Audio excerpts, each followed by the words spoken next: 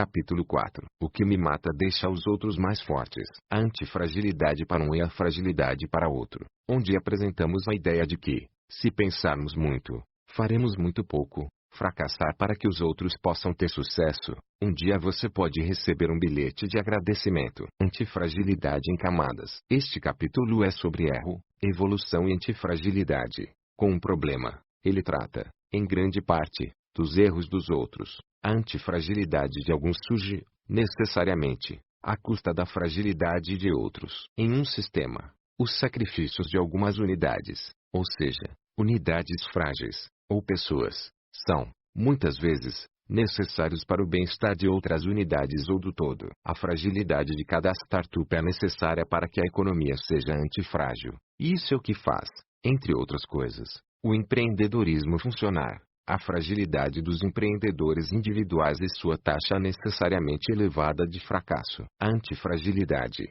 então, fica um pouco mais complicada, e mais interessante, na presença de camadas e hierarquias. Um organismo natural não é uma só unidade final, ele é composto de subunidades, e ele próprio pode ser a subunidade de alguns coletivos mais amplos. Essas subunidades podem ser confrontadas entre si. Vejamos outro exemplo de negócios. Restaurantes são frágeis, eles competem uns com os outros, mas o coletivo de restaurantes locais é antifrágil por essa mesma razão. Se os restaurantes fossem individualmente robustos e, portanto, imortais, o negócio global ficaria estagnado ou enfraqueceria, e ofereceria nada mais do que uma comida de refeitório. E, com isso, quero dizer comida de refeitório ao estilo soviético. Além disso, ele seria prejudicado com a escassez sistêmica, com uma eventual crise geral e com o socorro financeiros do governo. Toda essa qualidade, estabilidade e confiabilidade se deve à fragilidade do restaurante em si. Assim,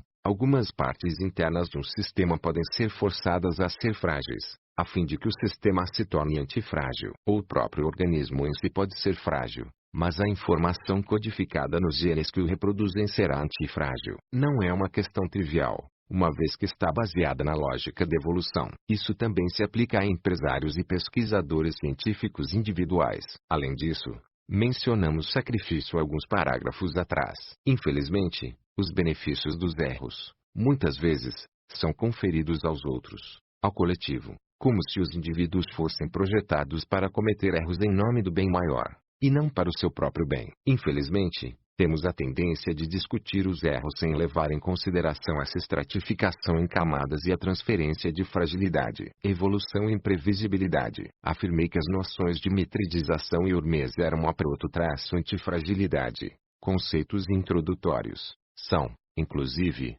um pouco ingênuos, e teremos de refinar, até mesmo transcendê-los, a fim de analisar um sistema complexo como um todo. A hormese é uma metáfora, a antifragilidade é um fenômeno. Em primeiro lugar, a metridização e a hormese são apenas formas muito fracas de antifragilidade, beneficiando-se de maneira muito limitada da volatilidade, do acaso ou do dano, e manifestando certa reversão do efeito protetor ou benéfico para além de determinada dose. A hormese aprecia apenas um pouco de desordem, ou melhor, ela precisa de um pouco de desordem. A desordem é mais interessante na medida em que sua privação é prejudicial, algo que não se compreende intuitivamente. Nossa mente não consegue entender facilmente as respostas complicadas. Pensamos de forma linear, e essas respostas dose-dependentes são não lineares. Nossas mentes lineares não gostam de nuances e reduzem a informação ao binário prejudicial ou útil. Segundo, e esta é a fraqueza central, nossa mente enxerga o organismo pelo lado de fora,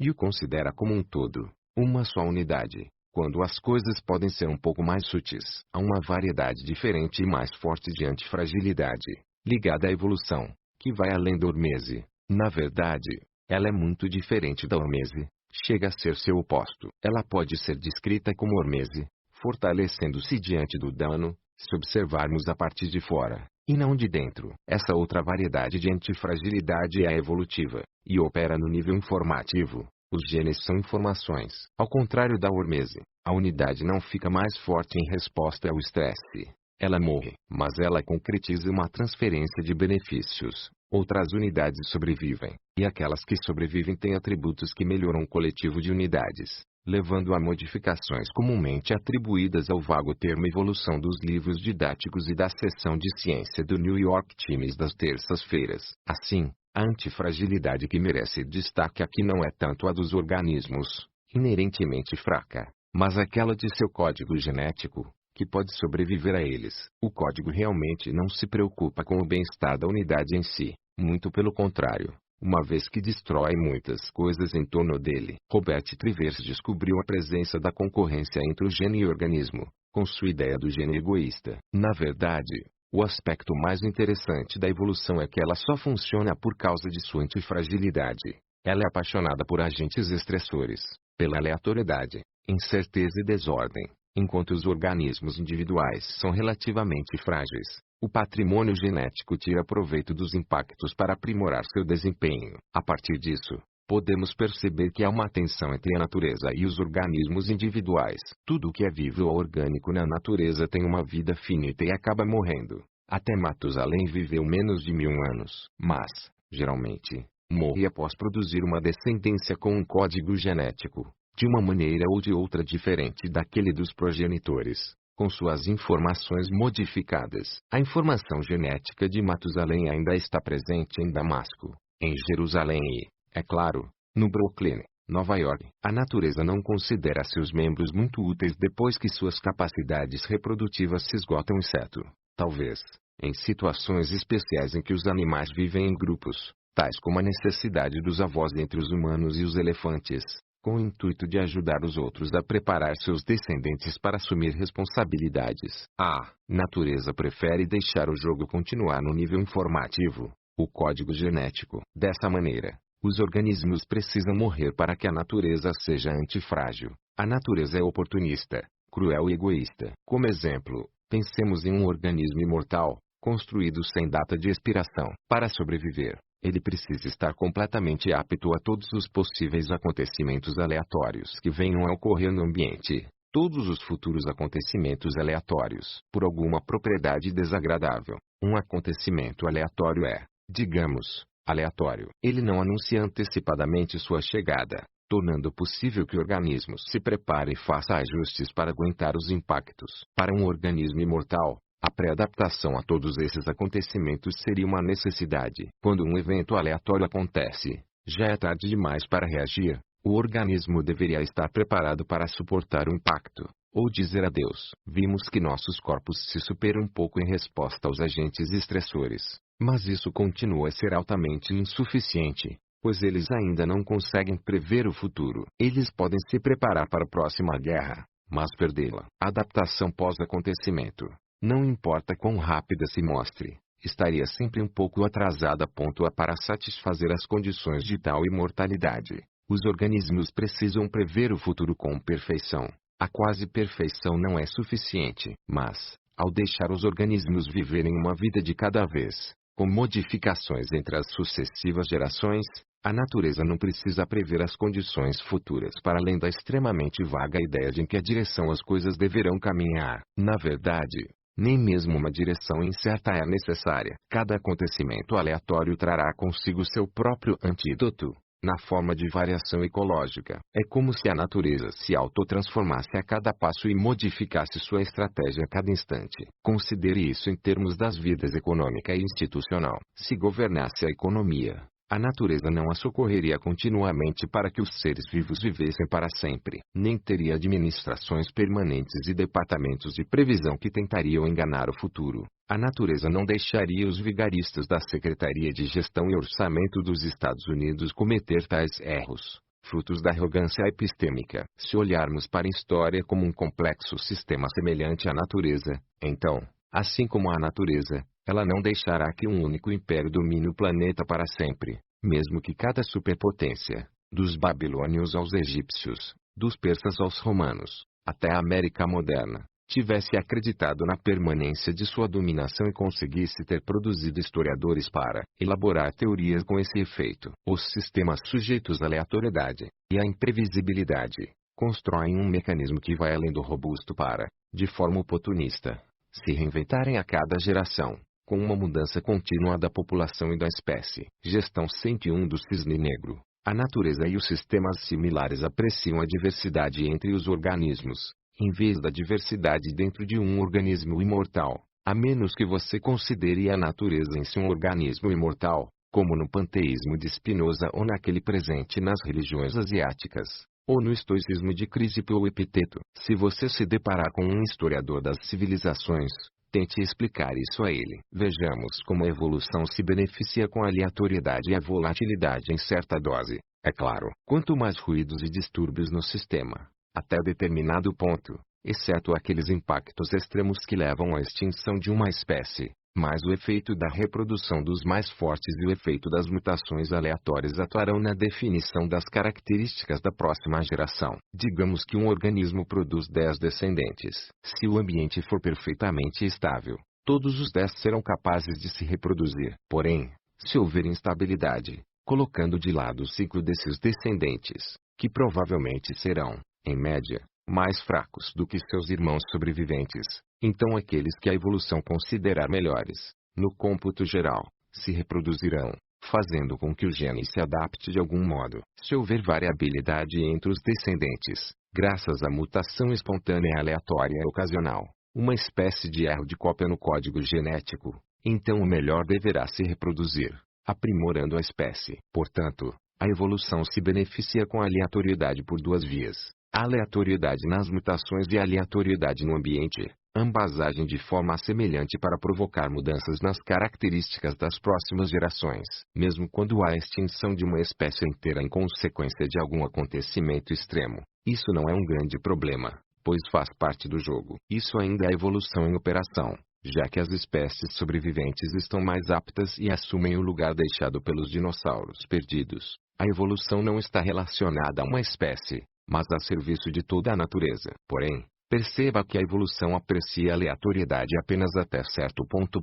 Se uma calamidade eliminar completamente a vida em todo o planeta, o mais apto não sobreviverá. Da mesma forma, se as mutações aleatórias ocorrerem em uma taxa alta demais, o ganho de adaptação pode não se fixar, pode, talvez, até mesmo reverter, graças a uma nova mutação. Como continuarei a repetir, a natureza é antifrágil até certo ponto, mas tal ponto é bastante elevado, ela pode receber inúmeros impactos. Se um evento nuclear erradicar a maior parte da vida na Terra, mas não toda a vida, algum rato ou alguma bactéria emergirá do nada, talvez do fundo dos oceanos, e a história vai começar de novo.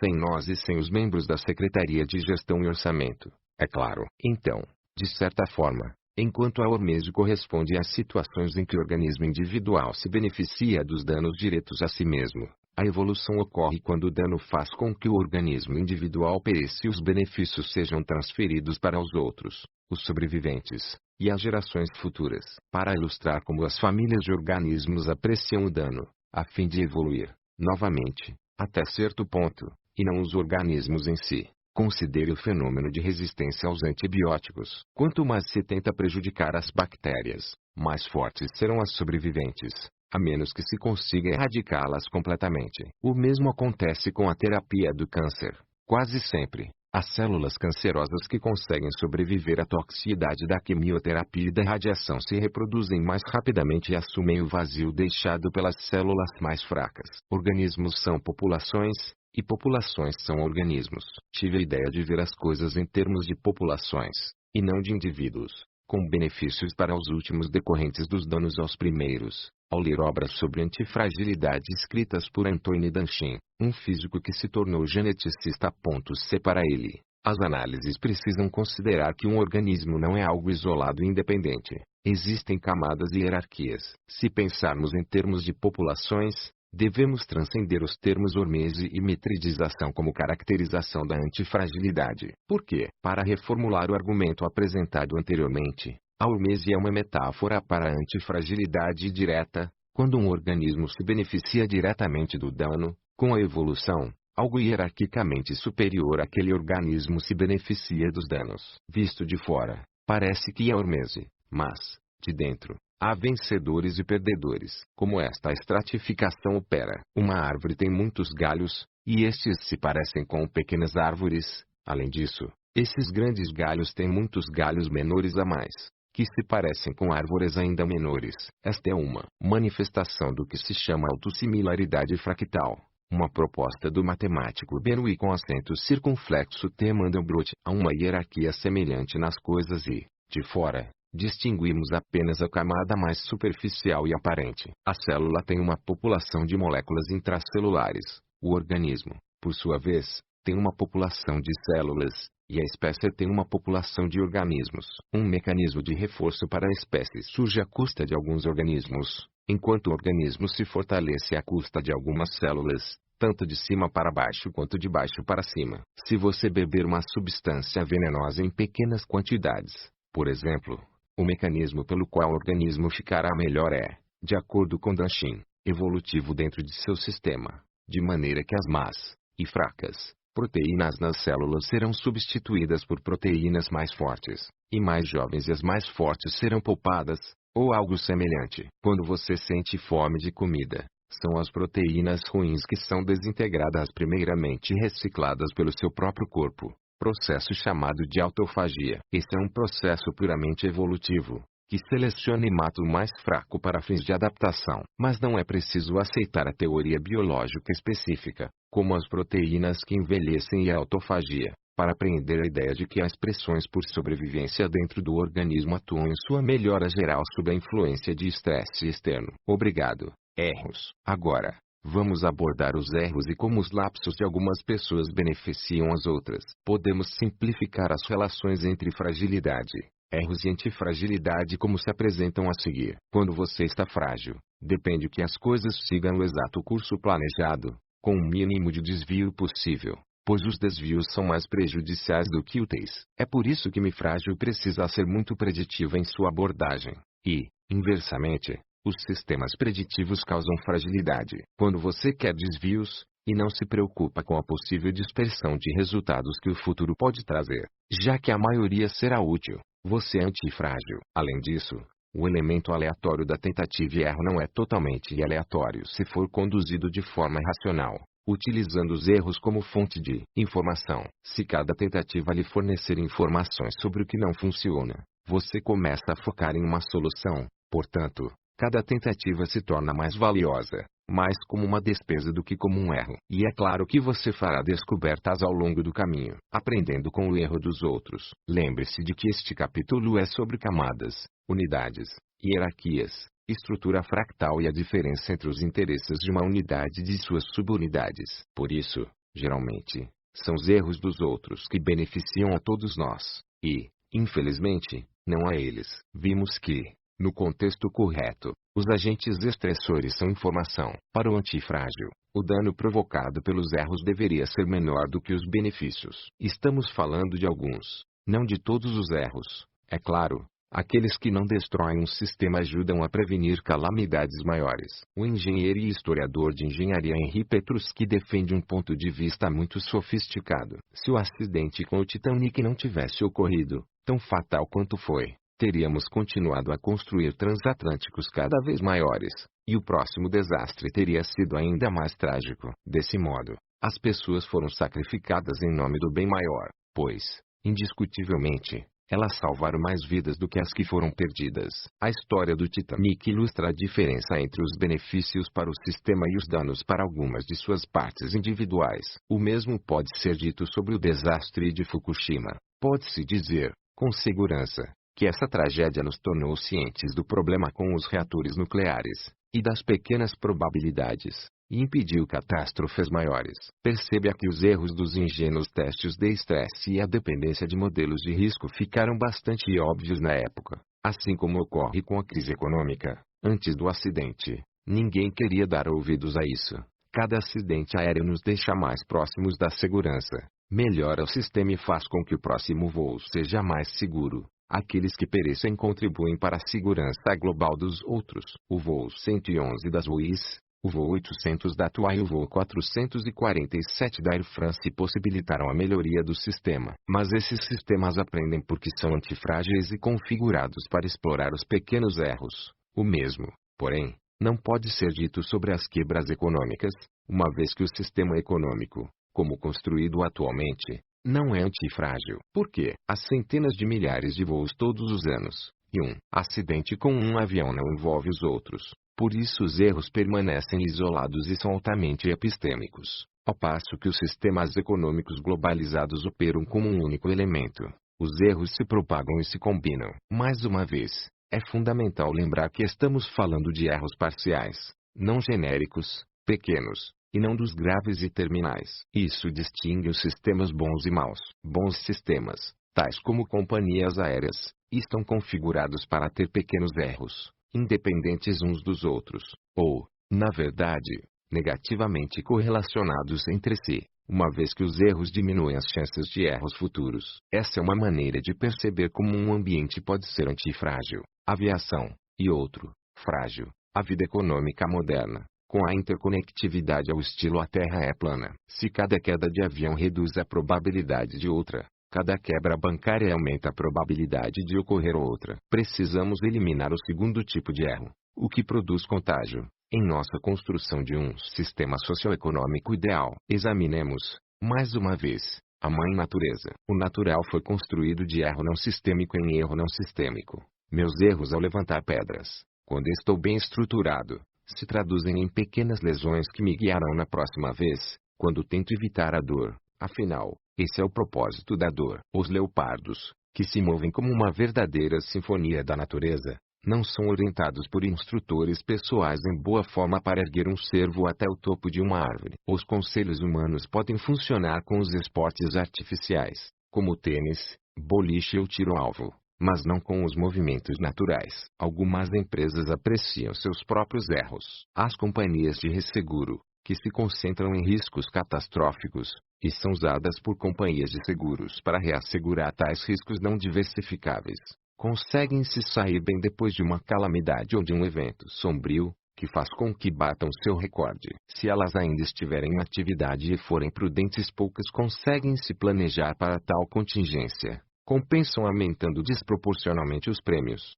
Os clientes reagem exageradamente e pagam pelo seguro. Elas afirmam não ter ideia sobre o valor justo, ou seja, sobre os preços adequados, em matéria de resseguro, mas sabem, com certeza, que ele se torna muito caro em tempos de estresse, o que é suficiente para que elas juntem dinheiro a longo prazo. Tudo o que precisam é manter seus erros do menor nível possível, de modo que possam sobreviver a eles. Como se tornar a Madre Teresa? A variabilidade provoca erros e adaptações. Também permite que você saiba quem são seus amigos. Seus fracassos e sucessos lhe transmitirão informações. No entanto, e isso é uma das coisas boas da vida, às vezes você só conhece o caráter de alguém depois de prejudicá-lo com um erro pelo qual é o único responsável. Eu me surpreendo com a generosidade de algumas pessoas ao terem me perdoado pelos meus erros. E é claro que você aprende com os erros dos outros. Você nunca sabe que tipo de pessoa está diante de você, a menos que lhe sejam dadas oportunidades de violar códigos morais ou éticos. Lembro-me de uma colega de classe,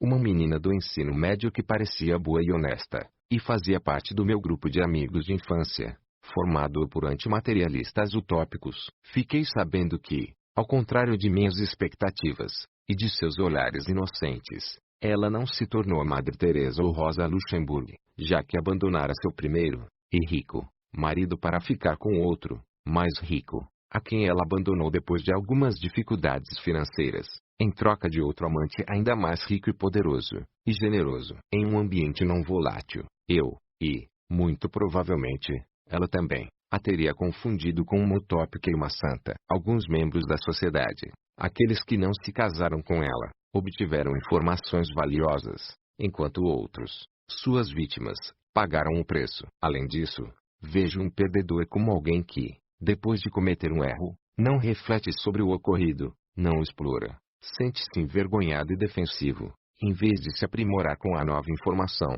e tenta explicar por que cometeu o erro, em vez de seguir em frente. Esses tipos muitas vezes se consideram vítimas de algum grande complô, de um chefe ruim ou do mau tempo. Finalmente, uma reflexão. Aquele que nunca pecou é menos confiável do que aquele que só pecou uma vez. E alguém que tenha cometido muitos erros, embora nunca o mesmo erro mais de uma vez, é mais confiável do que alguém que nunca cometeu nenhum. Porque o coletivo odeia o individual. Vimos que, na biologia, a antifragilidade funciona graças às camadas. Essa rivalidade entre suborganismos contribui para a evolução. As células dentro de nossos corpos competem, e, dentro delas, as proteínas competem o tempo todo. Vamos traduzir a questão para os empreendimentos humanos. A economia tem uma estratificação equivalente: indivíduos, artesãos, pequenas empresas, departamentos dentro das corporações, indústrias, economia regional e, no topo, a economia em geral. Pode-se até fazer cortes mais finos, com um número maior de camadas. Para que a economia seja antifrágil e sofra o que se chama de evolução, cada empresa deve necessariamente ser frágil, exposta à ruptura. A evolução precisa que os organismos, ou seus genes, morram quando suplantados por outros, a fim de conquistar alguma melhoria, ou para evitar a reprodução quando não estejam tão aptos quanto outro indivíduo. Assim, a antifragilidade de nível superior pode requerer fragilidade e sacrifícios das de nível inferior. Toda vez que você usar uma máquina de café para fazer seu cappuccino matinal, estará se beneficiando da fragilidade do empresário da máquina de café, que falhou. Ele falhou para ajudar a colocar um produto superior sobre o balcão de sua cozinha. Considere, ainda, as sociedades tradicionais. Lá também temos uma estratificação semelhante: indivíduos, famílias imediatas, famílias estendidas, tribos, pessoas usando os mesmos dialetos, etnias, grupos. Enquanto o sacrifício é comum, por exemplo, em colônias de formigas, estou certo de que os empresários não estão muito interessados em praticar harakiri para o bem geral da economia. Eles estão, portanto, necessariamente preocupados em buscar a antifragilidade ou, pelo menos, algum nível de robustez para si. Isso não é necessariamente compatível com o interesse da coletividade, isto é, da economia. Portanto, existe um problema em que a propriedade da soma, o agregado, é diferente da propriedade de cada uma das partes. Na verdade, ela deseja o dano para as partes. É doloroso pensar na crueldade como motor de melhoria. Mas qual é a solução? Não há nenhuma, infelizmente, que possa agradar a todos. Mas há maneiras de mitigar o dano causado aos muito fracos. O problema é mais grave do que se pensa. As pessoas vão para as escolas de negócios aprender a fazer o bem, ao mesmo tempo que garantem sua sobrevivência. Entretanto, o que a economia pretende que eles façam coletivamente é não sobreviver, mas, ao contrário, que eles próprios assumam um monte de riscos imprudentes e fiquem cegos pelas adversidades. Seus respectivos setores melhoram de fracasso em fracasso. Os sistemas naturais e similares à natureza querem alguma superconfiança por parte dos agentes econômicos individuais, ou seja, a superestimação de suas chances de sucesso e a subestimação dos riscos de fracasso em seus negócios, desde que seu fracasso não afete os outros. Em outras palavras, eles querem a superconfiança local, mas não a global. Vimos que o ramo de restaurantes é maravilhosamente eficiente justamente porque os restaurantes, sendo vulneráveis, vão à falência a cada minuto, e os empresários ignoram tal possibilidade, pois acreditam que venceram as adversidades. Em outras palavras, algum tipo de assunção de riscos temerária, até mesmo suicida, é saudável para a economia,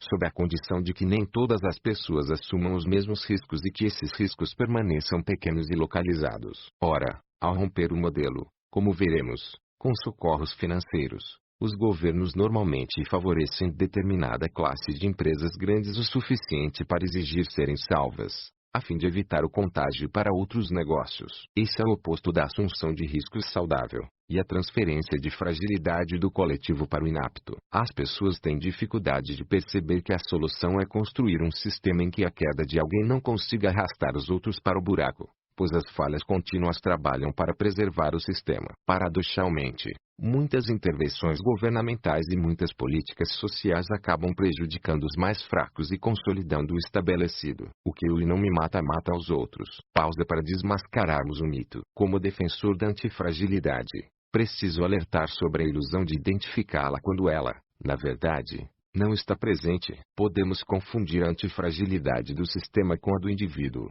quando, na realidade, ela ocorre em detrimento do indivíduo. A diferença entre urmese e seleção. A famosa expressão de Nietzsche, o que não me mata me fortalece, pode ser facilmente interpretada como mitridização ou urmese. Pode ser um desses dois fenômenos, mas poderia muito bem significar o que não me matou não me fortaleceu, mas me poupou porque sou mais forte do que os outros, mas matou os outros e a média da população, agora, está mais forte. pois os fracos se foram. Em outras palavras, passei por um teste de conclusão. Em testes anteriores, discuti o problema da falsa ilusão de causalidade, com um artigo de jornal noticiando que os novos membros da máfia, ex-exilados soviéticos, tinham ficado insensíveis a uma visita ao Gulag, os campos de concentração soviéticos. Uma vez que a permanência no Gulag matava o mais fraco, tinha-se a ilusão de fortalecimento. Às vezes, vemos pessoas que sobreviveram a experimentos e imaginamos, uma vez que a população sobrevivente é mais resistente do que a original,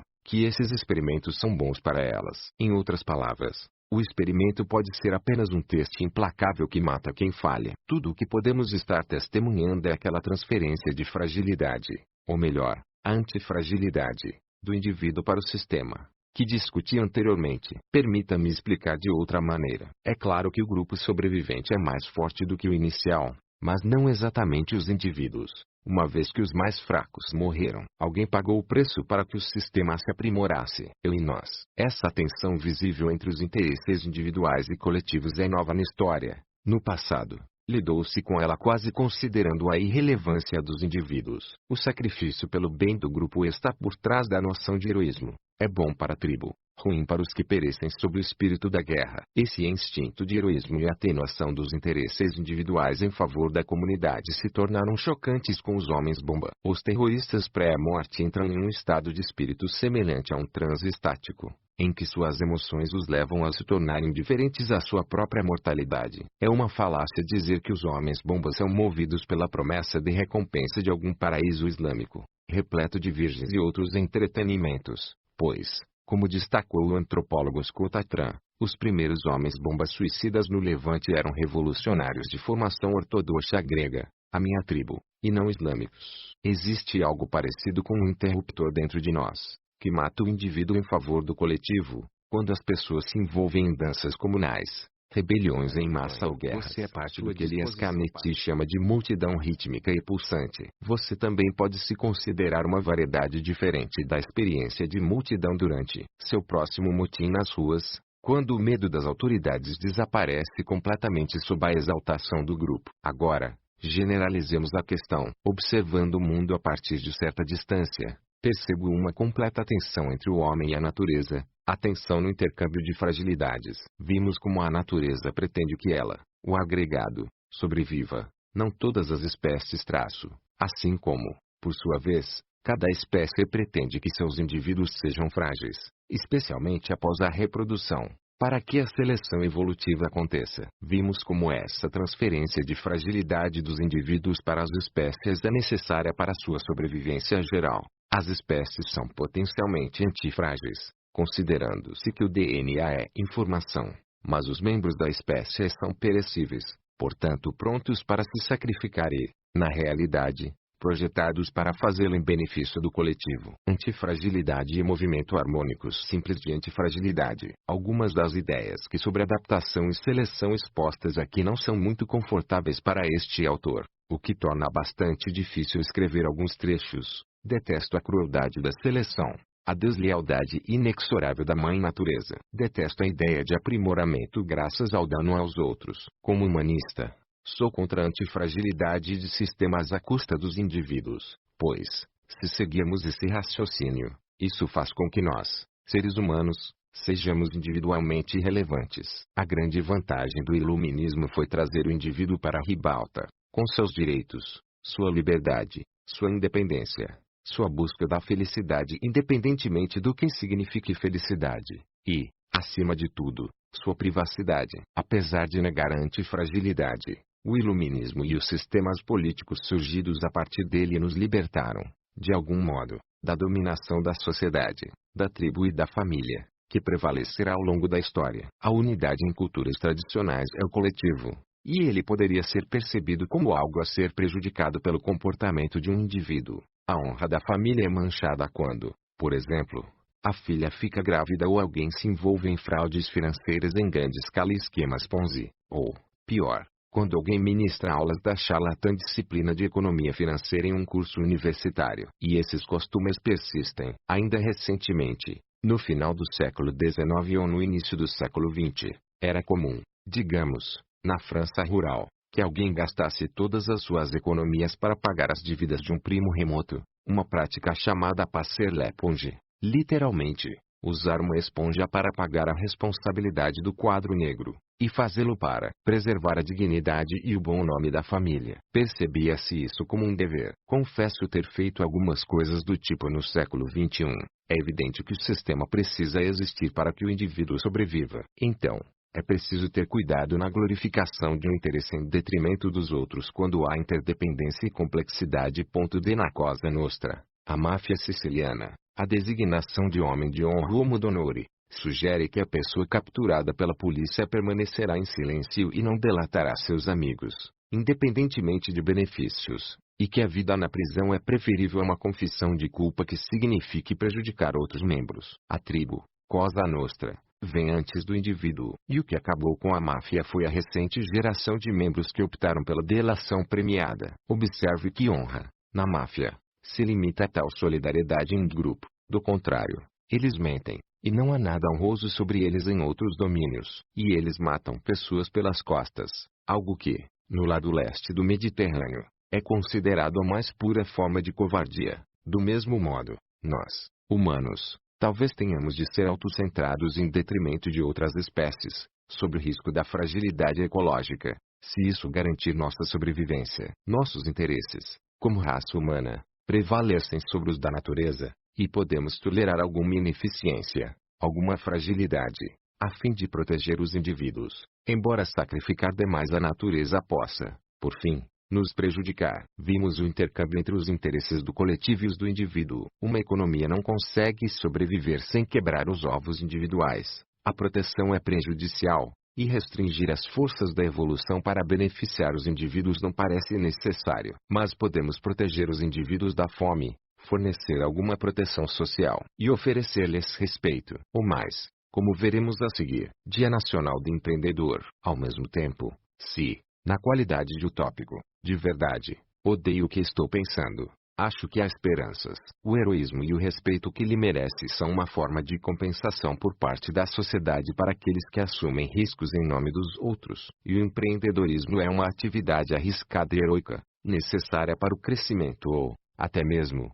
para a simples sobrevivência da economia. O empreendedorismo também é necessariamente coletivo, por razões epistemológicas, a fim de facilitar o desenvolvimento de competências. Alguém que não encontrou algo está fornecendo conhecimento aos outros. O melhor conhecimento, o da ausência, aquilo que não funciona, ainda que ele receba pouco ou nenhum crédito por isso. Trata-se de uma parte central do processo que incentiva a ir ao encontro dos outros e, o que é pior, não é respeitado. E não reconheço a importância do homem cujo excesso de confiança o levou a abrir um restaurante e fracassar, apreciando minha agradável refeição enquanto ele, provavelmente, está comendo macarrão instantâneo. Para progredir, a sociedade moderna deveria estar tratando os empreendedores arruinados da mesma forma que honramos os soldados mortos, talvez não com tanta honra, mas usando exatamente a mesma lógica. O empreendedor ainda está vivo, embora talvez moralmente derrotado e socialmente estigmatizado,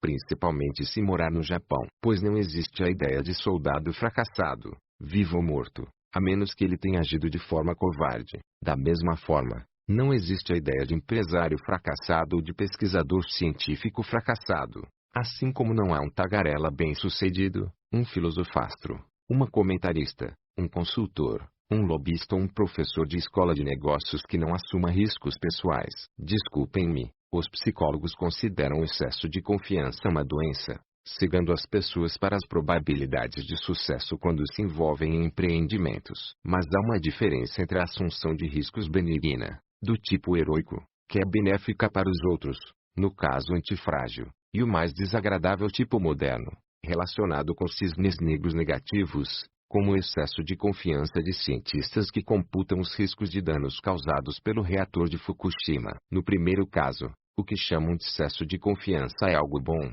não algo ruim. E comparemos os empreendedores com os meticulosos gestores de empresas que sobem a escada da hierarquia sem quase nunca ter qualquer desvantagem real. Seu grupo raramente está em risco. O que Erasmo chamou de ingratitude vulgi, a ingratidão das massas, está aumentando na era da globalização e da internet. Meu sonho, a solução, é que tivéssemos um Dia Nacional do Empreendedor com a seguinte mensagem: a maioria de vocês fracassará, será desrespeitada, empobrecerá, mas somos gratos pelos riscos que vocês estão assumindo e os sacrifícios que estão fazendo em prol do crescimento econômico do planeta e forçando os outros a sair da pobreza. Vocês estão na origem de nossa antifragilidade. A nação agradece.